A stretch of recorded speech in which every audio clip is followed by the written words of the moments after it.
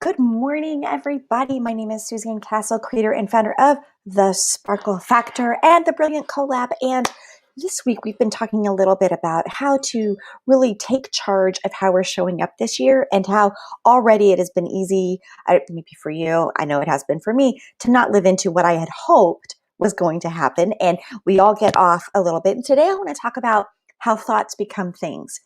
And it's really interesting to spend some time in this space. Some people call it the law of attraction. There is also notion of like stacking habits. So in fact, there's a Greek parable, and I'm going to look over here at my notes, called the Socrates paradox. You know, the word Socrates comes from Soros in Greek, and it really means heap or pile. Okay, so think about the heap paradox, the piling paradox. So basically, what it talks about is how one small action can have great effect when it's repeated over and over and over enough times. So it goes as follows. I'm going to read it from here. Can one coin make a person rich? If you give a person a pile of 10 coins, you wouldn't claim that he or she is rich. But what if you add another and another and another? At some point, you will have to admit that no one can be rich unless one coin can make him or her so. So I want to talk about that tiny change, this little tiny shift, how thoughts become things with that, because the holy grail of, living into this different awareness is that those small little teeny tiny steps that we do that are repeatable. They may not seem like a lot, but they're enough that we want to do them every day with some success. So like I said, some people call this the law of attraction, right? So there's been popularity around this in all different kinds of things. Some people call it stacking, positivity stacking. The big question for me is, how do you incorporate principles of attraction and positive living into your daily existence? So basically what it says is thoughts become things. So to do this correctly, let me kind of help you with some guiding principles. So they're really quite simple. They're really easy to comprehend. And honestly, they're really easy to put into our lives. Basically, what you need to remember is that the law of attraction, or stacking, whatever you want to call it, is about that negative will attract negative, positive attracts positive. Therefore, you want to create little, small, teeny, repeatable actions in a positive way to keep attracting the positive.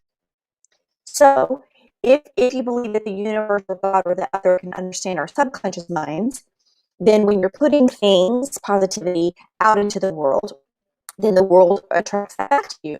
Putting negativity on the world, and negativity is attracted to you. So there are people that believe that there are positive rewards and joy and happiness when you are living in this space of those tiny, repeatable action steps that are about positivity. So one way to begin to practice this is to always give thanks, right? Is anybody doing this? You might let me know in the comments, whether you're watching live or replay. Do you have a gratitude practice, a thankfulness practice? It's so easy. On a continuous basis, if you want to bring these things into being, you must always give gratitude. It's just really the hallmark of everything that I teach and do, whether it's business or life coaching. What this means is that no matter what we have up to this point in time, we must profess thanks for it. So, for example, when I had been in a place where I wasn't sure how I was going to buy groceries the next day, literally, I gave thanks for the fact that I ate that day and was hoping that something would arrive that I would be able to eat the next day. If you are feeling that you're driving along and your car is not doing so great, maybe you need tires, you can't afford the tires, you might say thank you to this car for getting me where I needed to go. It's just kind of reframing as part of that, right? So no matter what, thanks for it, or thank you for at least getting me where I need to go at this point in time. So if you sincerely practice this on a continual basis, what you'll find is you'll be rewarded with many positive things, because that's what you will be focused on. So a good way to practice this would be to give thanks each day upon rising. One thing I say is, God, I'm so excited to be alive. I can't wait to be a part of what you're up to in the world. And that's what I say every morning. Every morning. And at night before going to bed, I come up with at least 3 things that I'm grateful for. I track them. I have a little app I use on my phone so that I make sure that I'm doing it. And at these times of day, our subconscious mind is really more receptive. So that's why it's important to be doing that. And proclaiming the attitude of gratitude It's going to keep us humble. It's going to remind us of the good things in our lives and not let them kind of take hold, right? Making sense? Let me know if you have a gratitude practice. Okay, so some other things to think about is people tend to think that I am Pollyanna and positive all the time. Not true, but here's the thing. I choose to escape negative thoughts and feelings. It doesn't mean that they're not there. It doesn't mean I don't deal with them. Okay? More than likely, your life, like mine, is extremely hectic, extremely stressful. This week is a nightmare, honestly. And it is easy to become frustrated and negative about a lot of issues and situations. So, according to the principles of the law of attraction, we must redirect these feelings immediately. So, remember that positive attracts positive. But also, we must not forget that negative attracts negative. So, because of this, if we only are focusing on the negative, we're only going to keep attracting negative things back into our existence. So, if you say that all politicians suck, all you're going to see is that politicians suck, right? You're not going to see the good that some politicians are doing. And yeah, are there negative ones? Absolutely true. Another example might be if you're in a long supermarket line, and instead of thinking how much you hate food shopping and right now it's hard and you're worried about germs, and maybe think of your family's faces when you make their favorite meal. Okay, there are many people in this world who live a positive existence, and those are the kind of people that you want to attract to you, that you want to emulate. And it doesn't mean that things aren't bad for them. It's just they're choosing to see a difference right there. And then another important aspect is to voice what you want. So this really is where the law of attraction has some kind of undergirding. So if you request something, it will be brought back to you, is what the law of attraction states. So whatever it is, put that out there. Think about that right now.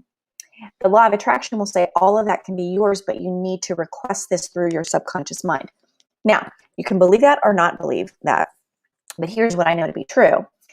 If I want more loving friendships brought into my existence, then I want to imagine what that looks like. I want to think about the way that makes me feel. I want to think about those people that I want to feel that from. And then my attention is on those people. And then therefore I give attention to those people, which means then loving relations come back to me. You see? It's just being a little more mindful about it.